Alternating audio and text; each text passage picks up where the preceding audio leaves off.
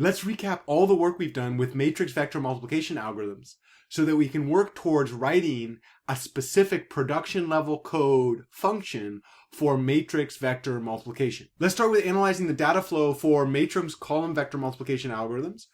Remember that when we were doing matrix column vector multiplication, we started with a matrix A, which was an m by n matrix, and then we had a vector x, which was an n by 1. The inner dimensions must agree. In mathematics, we wanted to find a times x, and then we set that equal to an output b. In pseudocode, we actually updated using the classic y gets ax plus y, and we initialize y to be 0 if we just want a times x, or we could set it to be non-zero if we want some other value. Remember, we had two different algorithms to do this a times x plus y.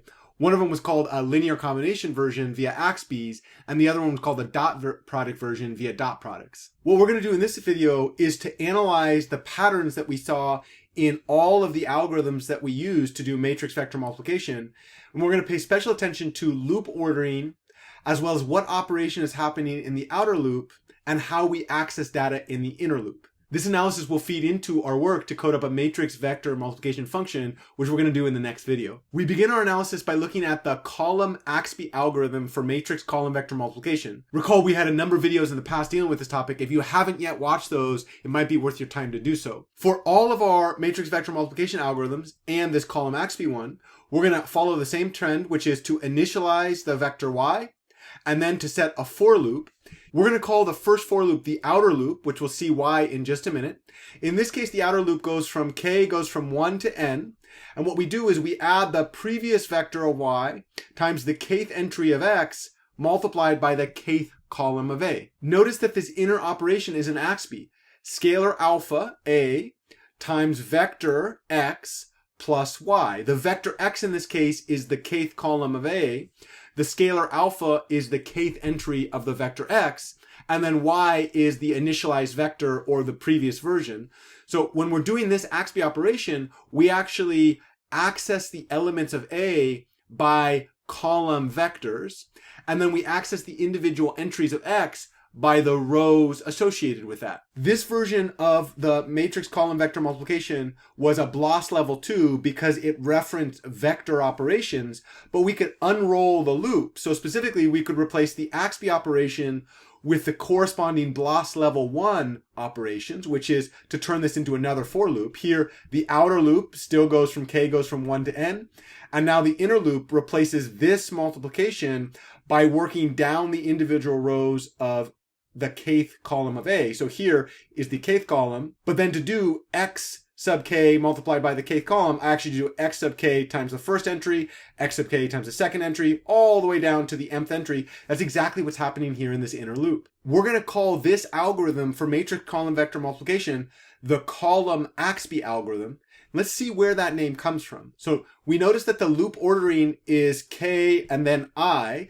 K will stand for columns of the output. I will stand for rows of the output. Notice in the outer loop for the k index, every single iteration of the outer loop accomplishes a single axpy operation. And then when we unroll the loops and we actually replace the axpy with an inner loop, notice that we're accessing the individual entries of A by columns and the individual entries of X by rows. So when we call this a column axpy, what we mean is the outer loops are accomplishing axpy operations, and in the inner loops, we're accessing the data in matrix A column by column. Another way to think about why this would be named a column axpy is that this code represents the linear combination version of matrix vector multiplication, each iteration involving an axpy operation to accomplish those column by column linear combinations that we so desire. Remember, one of the really cool things is that we had multiple ways to accomplish matrix column vector multiplication. The other algorithm that we studied was called the row dot algorithm. In the row dot algorithm, we follow the same pattern. First, we initialize our vector y. Then in our outer loop, instead of going over the columns, this time we're going to go over the rows. So we go through each individual row of the output vector, not treating it as a single column vector, but instead treating it as a sequence of individual entries. And then we say that the ith entry is going to be the last ith entry plus the dot product between the ith row of A and the vector x. Notice in this dot algorithm, we're accessing entries of the matrix A by individual row vectors. When we unpack this operation, we can turn it into a second loop. So the outer loop continues to go down the individual entries of the output vector Y. The inner loop now goes across the columns of the ith row and down the rows of the vector X. So here we say that the ith entry is the last entry plus aik times xk, where I'm accessing the data in A across individual rows, and I'm also going down the vector X through the individual entries which happen in the rows of X. Notice we flip the script here. The row dot algorithm for matrix column vector multiplication, outer loop goes in I, inner loop goes in K. Each iteration of the outer loop involves a dot product operation. It's not an axpy operation, it's a dot product operation to get the individual entries of the output. When we're in the inside loop, we're accessing A across its rows, and then we're going down the rows of X. That's why we call it a row dot product. Each outer loop accomplishes one dot product. In the inner loop, we're accessing A's across the row. And notice that there's a difference between the KI version of matrix column vector multiplication and the IK version.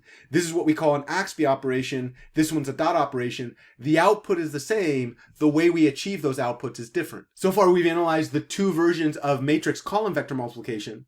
Let's go on to remind ourselves of what was happening in the two versions of row vector matrix multiplication. For that operation, we're trying to accomplish X transpose times A is equal to a row vector B. The pseudocode update is similar to what we saw before, which is to initialize a vector Y, add that to X transpose times A, and then save the output in the same vector Y again.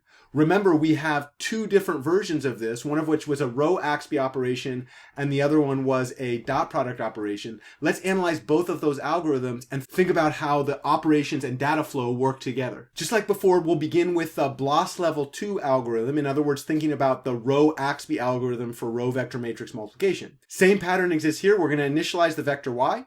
Then we're going to drop into our outer loop. In this case, the outer loop goes across the rows because we're taking row axpies. I say that the new value of Y is going to be the old value of Y plus the ith entry of X transpose multiplied by the ith row of A. Notice that elements of A are accessed by row vectors and elements of X transpose are accessed by columns. Now, remember, in this case, we talked about this in that previous video, we're actually not going to turn the column vector stored in memory into a row vector. That has to do with where the actual elements are stored in the memory hierarchy. So this algorithm looks like I'm accessing the rows of X, but remember that the rows of X are the columns of X transpose, and we're kind of getting to see the difference between thinking about mathematical operations and the actual implementation using computer hardware and software. This version of the algorithm was a BLAS level 2 because it was really focused on vector operations. We could actually unpack this and turn it into a doubly nested loop. The outer loop still goes over the rows. The inner loop here, where K goes from 1 to N, is going to accomplish this scalar vector multiplication by going scalar times the first entry, scalar times the second entry, scalar times the third entry, all the way to the end. And we see that in this inner loop, we're working across the rows of A, multiplying each entry in that row by the scalar X, and then adding it to the previous. In the outer loop, we're maintaining that same axpy structure that we were hoping for. In other words, when we're thinking about the loop order, what operation is happening in the outer loop, what the inner loop data access looks like, and the algorithm name, we've got this really interesting statement that in this case, we're going IK, we're going across the rows first and then through the columns. The outer loop accomplishes a row axpy, scalar A times vector X plus vector Y, but it's done on rows rather than by columns. And the reason we think about doing it by rows is that on each iteration of the inner loop, we're actually accessing the data of A across its rows, while we're accessing the data from X transpose across the columns. Remember, the columns of X transpose are the rows of X, which is why you see the discrepancy there. This is computer code. What we're doing here is thinking about the mathematical operation, but the statement still does hold true. Our table is almost complete. We've done the column axpy, the row dot, the row axpy. Can you guess what the next one would be? I'm guessing column dot, right? And I would actually, without even thinking about it, this is a great way to test yourself. Could you kind of think about what's happening here? My guess is it's going to be KI, axpy dot axpy, well, this must be the dot product version of row vector matrix multiplication. And then my claim would be A by columns, A rows, A rows. I'm guessing this is going to be A by columns, X rows, X rows, X transpose by columns. My guess is this is going to be X transpose by columns so that we've had all combinations of those. Let's remind ourselves of the algorithm and see if we can confirm our guess through analysis. When we go back and think about the column dot algorithm for a row vector matrix multiplication, we followed the same pattern. We initialized Y to be some vector. In the case that we wanted just X transpose times A, we initialized that to be 0. We drop into the outer loop and we say that the kth entry of Y is going to be the previous entry plus the dot product between X and the kth column. Notice in this situation that the output is a scalar value, so this is going to be an entry by entry construction rather than a vector construction. And then in each iteration, we're accessing the entries of A by columns in A, and then we're accessing the entries of X transpose by individual columns as well. The columns of X transpose would be the individual rows of X. When we unpack this inner operation, we can turn that into a for loop, which means we have a doubly nested loop. The outer loop goes over the columns in my output, and the inner loop goes through the rows of the columns of A. So here, to take the dot product, I need to take the ith entry of X, which is the entry in the ith column of X transpose, and then multiply it by the ith entry of the kth row. So that's exactly what I see here. Ith entry of X, which is the ith column of X transpose, and I'm going to multiply that scalar by the ith entry of the kth column. So in my inner loop, I'm going through the columns of A and also through the columns of X transpose. That was our exact guess. When we switch the order of operations and we work through the columns first and then the rows, the outer loop operation is going to be a dot product. As we do that, we take the dot product between X and the individual columns of A. So the inner loop actually works through the columns of A, also works through the columns of X transpose. Columns of X transpose are the same things as the rows of A, which is why we see that notation. We call this algorithm the column dot algorithm. Why are we getting into such detail about whether or not it's column axpy, row dot, column dot? Why does it matter? I'm not ready to launch into a full discussion of that, but I do have a model on screen here that represents some content that I will be making in the next few years and kind of addresses that question. So inside the computer architecture, we're not going to get into this right now. This is a von Neumann architecture. You can do a lot of research online about this. There's entire classes on this subject. But what I wanted to talk about is how vectors and matrices are stored in memory. What you see on screen is kind of a high-level overview of what a computer is. There's really two different parts of it. There's something called the central processing unit, which is the quote-unquote brain of the computer. And then there's something called main memory, which is where we store data that can be passed back and forth between the central processing memory and main memory. In the memory contents, this is where we actually store the individual values in our matrices. And every piece of memory has kind of two different things associated with it. It has an address, which is like a logical binary number. We'll get to that in a later value. So just think about this as like first Main Street, second Main Street, third Main Street. These addresses, of course, are not Main Street. Computers don't understand that. Instead, they're stored as binary logical numbers. And then associated to each memory address, we have what we call memory contents, which is the actual value that's stored in that memory. That value might be a programming operation, or it might be data like the individual entries of a matrix. Now, different programming languages organize matrices in different ways. So for example, Fortran, which was an old school programming language, would organize data by columns. So if you had a matrix, this first memory address might be entry 11, and then the second memory address might be entry 21, third one 31, fourth one 41. Then when we go down to the fifth one, that would be entry 12. So we're assuming here that we have a 4-row, 3-column matrix. So the first 4 entries of our matrix are going to be by column. Then we go over to the next column, entry 1, 2, 3, 4. Then we go over to the next column, 1, 2, 3, 4. The reason that this is interesting is that when I'm writing algorithms to access the individual memory entries, it is often very helpful to be able to access in sequence. This implies that if I'm writing in a programming languages that stores matrix by columns, I probably want to use an algorithm that takes advantage of that situation. So I probably will either use the column axpy or column dot. On the other hand, let's say that I was writing in a programming language like C. C stores matrices in row by row. A great way to think about this is, let's say that the first entry was entry 1, 1, second entry is entry 1, 2, 1, 3, 1, 4. Now I'm moving across the rows, which means if I want to move down by a unit in my addresses, I'm going to move across the rows.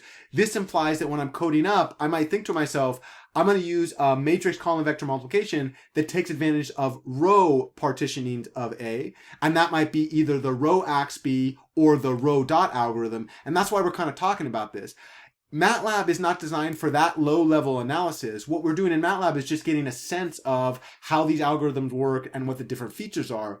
But if you go on in your education and you want to get really, really good at implementing linear algebra operations by writing optimized code to run as fast as possible on supercomputers, these are the type of things that you're going to be thinking a lot about.